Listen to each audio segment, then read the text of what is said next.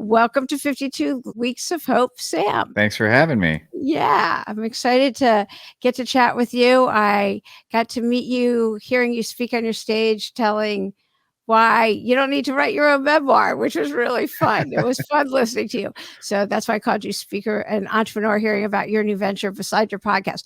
But I love how you say nobody's more genuinely curious about how to be a human being than you are. And I enjoyed listening to all these different episodes of Hello Humans. You get to talk to amazing people. So tell me why nobody's more genuinely curious than you are. And then I'll talk about why I did the whole grass is always greener part of the intro.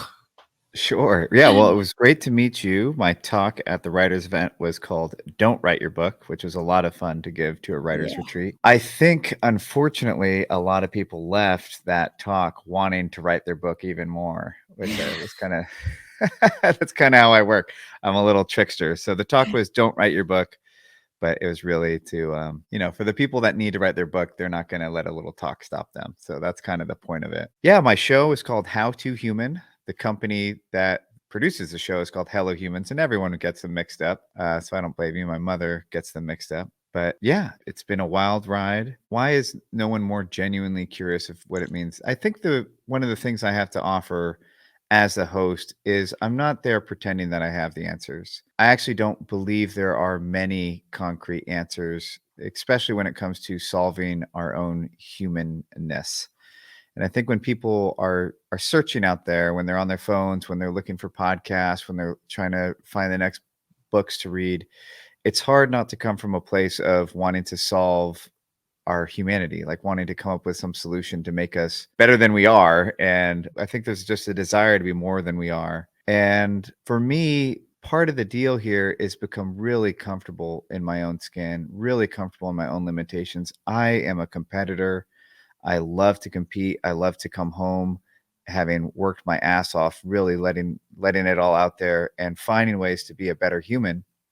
So it's not that I don't think improvement is possible, but there's a lot of things where, I've just conceded like, yeah, I have a sensitivity to this and I can work on it over the years and it can get better and I can get better at expressing how I react, that sensitivity to say, I don't know, I'm having trouble thinking of what I'm doing somewhat well at the moment. So it's harder to grasp at something that I'm really unhappy with, but it'll come, storms always come. Just to accept like, oh yeah, I think that's, just a part of me, and to learn how to love that too. So I'm curious. I didn't get a lot of great tools here. I was kind of, I was born to a single mom. My mom was great in many ways and also busy. And, there's areas where I could have gotten maybe some more support. I was a drug addict for 10 years from 12 to 22. I think there must have been some good information that was taught in those years because I really felt like I missed out when I got sober and was just like an adult and expected to know things. And I didn't know anything. I didn't know how to be a boyfriend. I didn't know how to be a friend or an employee or anything. So the way I interview is out of genuine curiosity. I'm asking questions that I actually want the answer to. And on most days, I don't feel like I have it figured out. Some days I feel like I have it figured out, but on most days I don't. So yeah, you wake up, you're 22 years old in an adult body, and you're like, I don't know that. Yeah, with a 1.5-year-old. Yeah. So. Yeah, right. Yeah. No, my kids were always wanted, why aren't you famous? I want a famous mom and this and that. And I would come home and let them know, you should be grateful. I'm in court hearing somebody's kids being taken away or something else. And I come home there, and that's the whole grass is always greener. You want something, you think something is so much better someplace else. And it's always about getting comfortable with where you're at and who you are and wanting answers. And my podcast comes about with me going and interviewing people going, okay, what have you gleaned from living life? Why are we here? From a much older demographic and looking for answers. So it's why I enjoyed listening to your podcast so much and listening to you ask many questions of many different types of people. So this answer will probably change given the day because mine does, but which podcast episodes and who that you've interviewed really stands out right now? Ooh. Wow. I know. It's such a hard question because my answers change all the time to that. I think the Paul Williams episode, which might be episode 3, is probably the high water mark of my career. And I remember after editing that, because it was actually 2 conversations. We did 2 hours, and then at the end of it, he said, I feel like I showed up as an entertainer, and by the end of it, I felt like, Paul, can we just do it again? And so we did 2 more hours, and then I basically edited the best of both. And that's just objectively once in a lifetime conversation. That was ridiculous, or 2 conversations edited to appear as one. Yeah. Tim Ferriss even said it was the best podcast episode he listened to all year. So that's a great episode. There's episodes that affected me on a personal level since then. Most do. So we liberally will just not air episodes if I'm not feeling it, if there's not magic there. 100%. So Yeah. I am very unapologetic. If it's not worth people's times, I try not to air it. So most of the episodes that have aired, there's no schedule. We don't come out weekly. Sometimes they'll be, generally once every 2 weeks, but sometimes a month will go by. And if a month goes by, that we're not wasting your time. Yeah. That's what's happening if a month goes by. I am choosing not to waste your time with an episode that I don't think is worth it. Richard Pimentel is an amazing human. I think everybody should know about. He basically the president asked him with some other people to write the ADA. And that was after coming home from Vietnam, disabled, deaf, and he got employed, but a lot of his friends had trouble getting employed. So instead of just saying, okay, well, I'll just get mine and everyone else can worry about theirs, he basically dedicated his life to helping his war buddies and fellow veterans get employed until the president said, hey, can you help me write the American with Disabilities Act?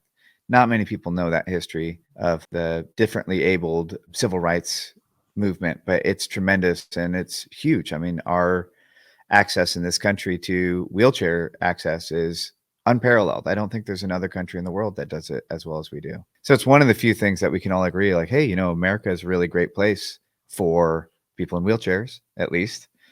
Maybe not everybody. So he's a big hero. Frank Ostaseski on Death and Dying. This is somebody who's gotten to watch thousands of people cross over and gotten to be there for them. That's pretty amazing. I mean, so many others, personal heroes like Reggie Watts, Duncan Trussell, comedic heroes who I love, and I love their spirit. So many. It's hard to list, but I could just keep going. I could take up the whole hour here. Yeah. How did you start off in podcasting? I had a blog, and the blog had a bit of a following, and I didn't want to blog anymore. And so I thought, well, what could I do to still keep engaging with this cool community? So I came up with a podcast. I had always loved podcasts, and I thought I could do a great job. I thought most of the podcasts I listen to have a pretty together host who is some kind of expert or some kind of knowing person. And I thought, well, it could be cool to be somebody who doesn't really know, right? And doesn't pretend to know. And maybe that would better serve the listener to not always have to have an answer. Yeah.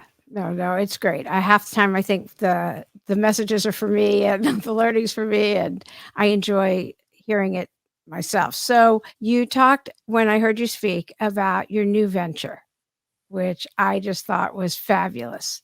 Which, I mean, you start off by saying why, if you want to write a memoir, you don't have to. You don't have to write your own book. And I thought listeners would and people who are on here, my community might really be interested in this. So you want to talk about that? Sure. Yeah. So we don't have an official title for them. We've been calling them Living Legacies, Living Legacy Videos. It was basically, we do a video podcast here once every 2 weeks. And we just thought, man, this is a lot of great equipment, just not doing anything. And what could we do with this that we would enjoy doing? And, as somebody who likes learning from people's lives, we came up with this idea that we could do basically a memoir video.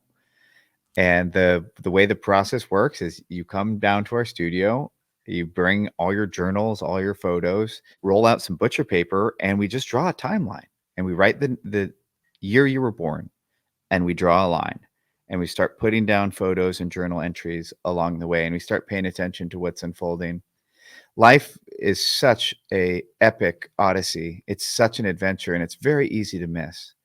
It's very easy to feel like, oh, well, my ups and downs are kind of mundane or they're kind of average. But when you develop the right eye for it, you can really see what's going on. And a little 6-month relationship, it might not have registered as anything important to your friends or your family or even to you at the time. But if you start looking at it like an adventure, you start to see like, wow, that's the relationship that you screwed up so badly at, you decided you were going to be a better partner. And that's actually what helped you become a great husband or a great wife or a great father, is that moment. We basically just help people figure out before we even turn the cameras on. We spend about a week. It's not a cheap process, but it's the process that we like to do. And we spend about a week going through their life and figuring out, what is the story here? Is this a love story? Is this an action adventure? Is this a story about self-discovery? What is the story here? And it's often, combinations of all of the genres, of course, which is why we have these genres and like telling these stories. But it's beautiful. And then we just simply turn the cameras on and we go through it and we have these people tell their story. Most everybody can tell their story to a group of relatives, right? It's very natural to us. We're natural storytellers. If you say, okay, tell me the story about your first stay away summer camp in Massachusetts. Most people can tell you the story and in a way that's interesting. But as somebody who receives a lot of really bad memoirs and people who think I need to read their memoir, something gets lost when they're writing, right? And I actually have full faith that had the person who wrote a bad memoir treated it more like speaking, or maybe tried speaking their story and transcribing it and then polishing the writing, it would have come out much better. And so it's a process that we enjoy doing. We do less than 25 a year. We're pretty, selective of the ones we want to do. What we're looking for is somebody that's willing to capture their story in its fullness, which is why we don't do memorial videos. And people have tried to hire us to do memorial videos, and we go, no, they're dead. They can't tell us where they screwed up. I don't want to have a deified video. I don't want a Mhm. video that paints somebody to be a saint, because none of us here are really saints. Yeah, I want a definitely video. not. Yeah, I want a video that helps your loved ones learn because you're willing to tell them where you succeeded and where you screwed up and where you fell short and where, if you could do it all over again, you'd do something differently. And it's beautiful. There's opportunities for grandparents to tell their grandsons how to be a good husband in a way that they would never get the opportunity to in the natural way of life, because they're not going to be around for it. And so that's been a really rewarding process. It's one of the paid services we do here that I look forward to every time. And I think that we must have done something right by coming up with something that we enjoy so Yeah, much. you So light up when you talk about it. So yeah, yeah, very, very much. So okay, so you mentioned like as one of the timeline things that and the relationships you learned from. So that's clearly, since that was like a pinpoint thing, are there certain lessons you've learned in your relationships? Definitely. Yeah. every Yeah, single one. yeah, yeah. There's one big one for me, which was like I was so in love with this. It was like my first real love, and I just could not be the boyfriend she needed. Like I didn't have the skills. And so that heartbreak really was transformative and is really important. And if there's anybody who ever enjoys their company with me, I kind of go, well, it kind of all goes back to being such a lousy boyfriend when I was 23. Oh, when you were 23, yeah, I would imagine. Like, how would you know? You said you got sober when you were 22 and you, like, Yeah. woke up it's like being with a 13-year-old probably. Yeah. It was Yeah, unfortunate to fall so deeply in love with so little tools, but that's my story. yeah, we learn from each of them, each relationship. Well, what's the hardest challenge that you've been through, and how'd you overcome it? God, that's tough. I've been through a lot of challenges, and like my challenges became a really powerful story for why I was screwed up and why I would never be okay. And so I've worked really hard to acknowledge the hardship and pain that I've been through, and also not let it become some get out of jail free card that I carry around with me anytime I'm not behaving the way my spirit would want me to behave. That highest version of myself dreams for me. So, being a only child to a single mom was really challenging. That's a very common one that a lot of people who are probably listening know. It's really tough. It's tough on everybody. It's tough on the mom. It's tough on the kid. So that was challenging. My mom being well known was challenging. Like when your kids say, "Why aren't you famous?" I feel like, well, let me talk to them. I'll set them straight because my mom's work of being an artist has helped thousands and thousands of people. I mean, I hear it all the time. I hear from people who read a book of hers and really profoundly helped. And in some sense, like I paid the price for it. You know, our relationship paid the price for it because she had to do that work. And as an artist, I completely understand. And as a son, it's also like, damn, I wish that wasn't the case. She's helped me raise my son as a single father. So those are challenges. The amount of degrading, dehumanizing behavior I put myself through on drugs is another challenge. You know, some of the behaviors I did while I was high on drugs is, you know, things that feel unforgivable. Robbing, cheating, stealing, hurting people. Even in sobriety as an adult, there's been challenges. There's been great heartbreaks. There's been losses I never thought I could recover from. And the more I get to know people, the more I interview people, the more I realize that like my great tragedies aren't that unique and that life is really tragic. I think for everyone, maybe not for everyone, but there's, you know, there's a beauty to it and a richness to it and also a very tragic element to it that everyone you know and everyone you love is going to die and not everyone's going to die well. Yeah, I think life is incredibly challenging. Yeah, and we all get through it. The only way through is through. Like, Yeah. that's it. Yeah. So somebody who knows that there's something they're meant to do and they're not doing it, like here, you took the leap, you're doing your podcast. There's this other, now you're telling life stories for a select 25 people about a year, and that lights you up.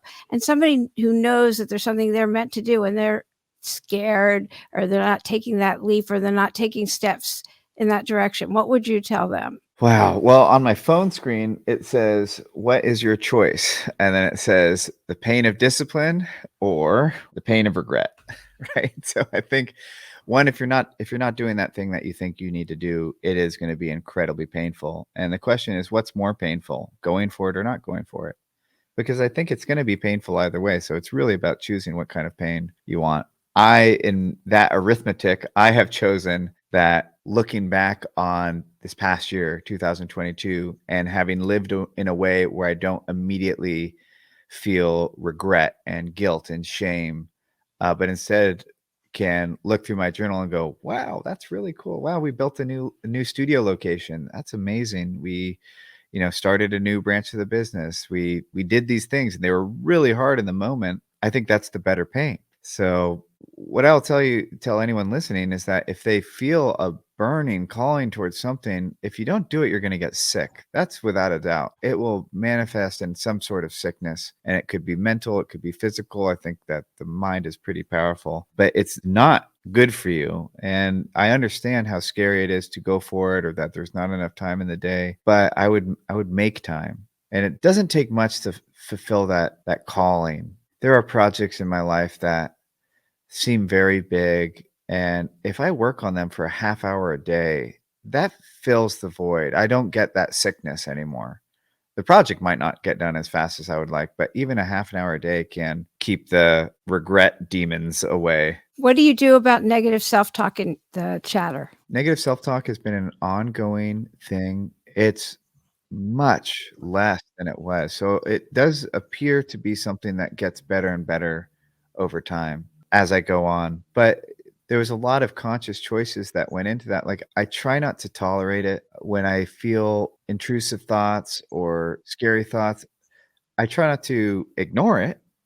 I treat it like a clue. I think our feelings are clues, and your job is to be a detective. I really what your job is to figure out how to be the most you can be. So my job every day is to be the most Sam I can be, and to really try and capture and honor my Samness and express that in the world. When I have a big scary thought, rather than avoiding it, which is something that I have loved to do in life. I think that's a big reason why I love drugs so much. I try to figure out why it's there and taking that kind of approach of going, why is that? Not going, my brain is so messed up for having this thought, but to go, why is that the case? and to honor it. In some sense, it's treated my depression. It's treated my anxiety. It's like holistically healed me in ways I could have never dreamed of. Going from somebody who would get institutionalized once a year, sober, and have to get put on new medication and to, for the last 3 or 4, 5 years being really, really well, it was a lot of work, but it was a lot of work of figuring out, "Okay, what's this about? What am I doing that's so out of alignment with myself that it's manifesting in these horrible, horrible feelings?" There's other instances that I think are works in progress, like, whenever I do something really big or heroic, like when I gave the talk, whenever that was, last Saturday or 2 Saturdays ago, I could not appreciate the talk I gave for, like, 2 days. And part of my character is I really want to improve. So to say, this year is when I actually decided, like, I want to learn the skill of stagecraft. I know I can deliver a beautiful audio message. I've done it for 5 years. I want to not only be able to deliver a beautiful audio message, I want to be able to do that with presence on a stage, real time. And so the first thing that happened when I stepped off the stage is, my crew and my posse came by and they were just, "Hey, this is great." And people came and said, "Thank you so much for your talk." But in my mind, I could see all the ways of like, oh, I didn't show up with enough presence. The audience's energy was low, and I kind of met them there rather than, bringing them back up. I saw all the ways I could improve, and it took a day or two to actually get that all out of my system and then go, "Hey, that wasn't so bad." Yeah, no, you were great. Yeah, Thank you you. were really good. I'll just sit here because I don't have anywhere to go. I'm out of town, and I had no expectations, and you were high energy. You were great.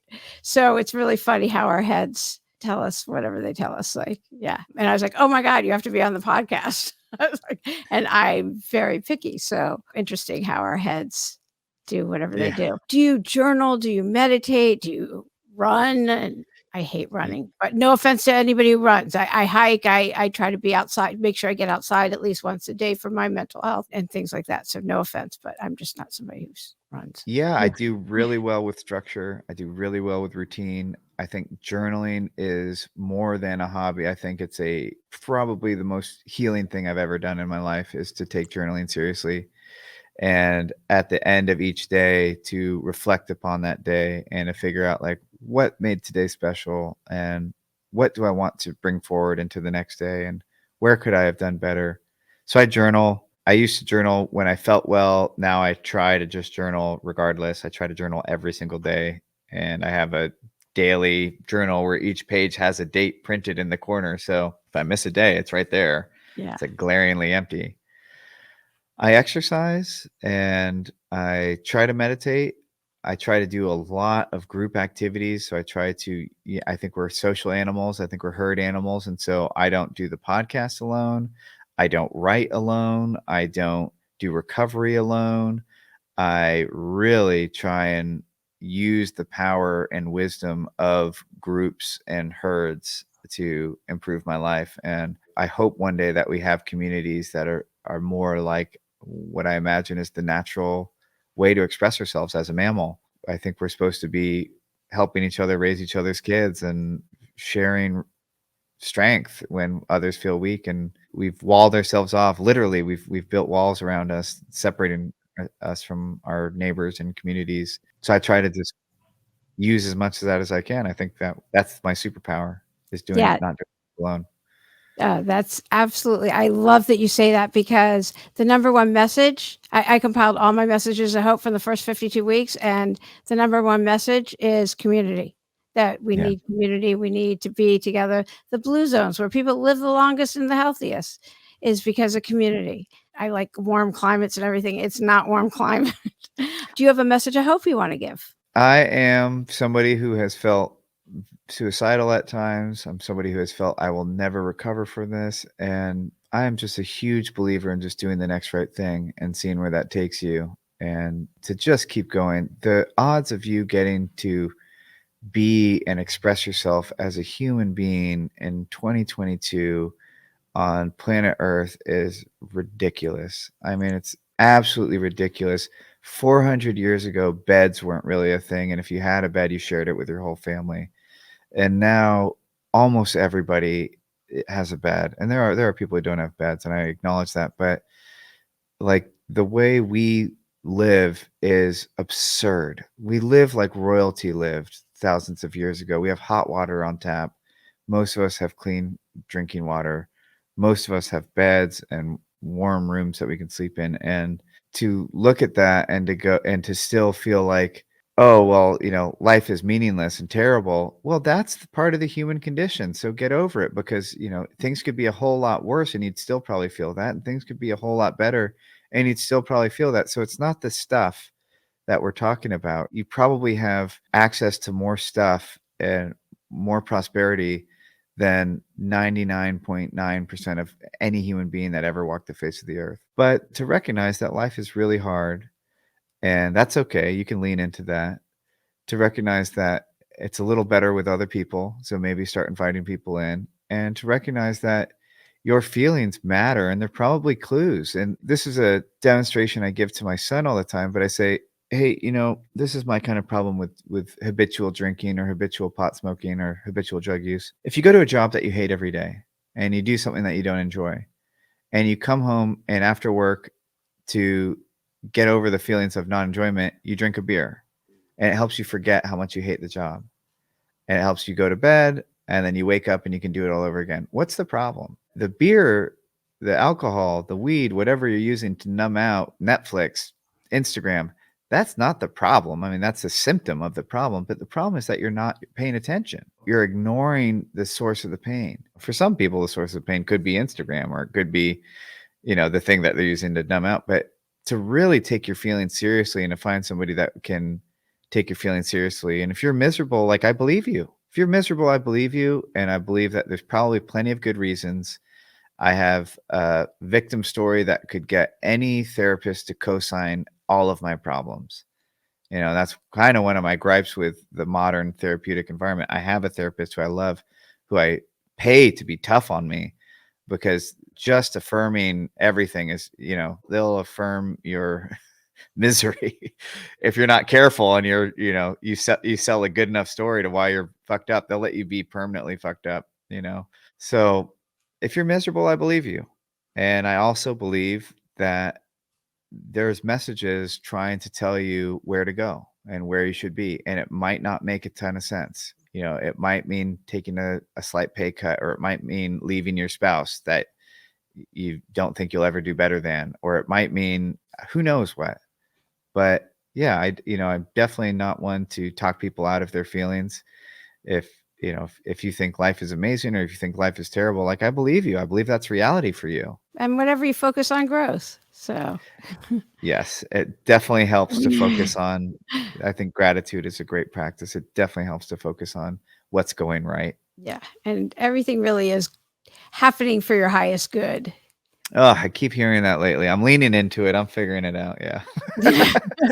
It is. It Yeah. definitely is. Is there anything that I should have asked you that will be done and be like, "Ugh, Lauren didn't even ask me this or give me a chance to talk about that?" Oh, I don't know. I don't know. No, I say yes to everything I can, because I love to see how other shows run, and I love to meet other hosts. And this work back here, which is an 8-part serial, is actually a collaboration I have with 2 other podcast hosts of just being on their show. No, there's nothing that I felt like you should ask. Everybody has different questions. Oh, great. Well, thank you so much for being a guest today on 52 Weeks of Hope. Thanks for having me, and I hope that the listeners got something out of this. And hello, hope you have a great day if you're listening to this, and get in contact if you want to. I'm reachable. You can email me at sam@hellohumans.co, and I'll get back to you within the month.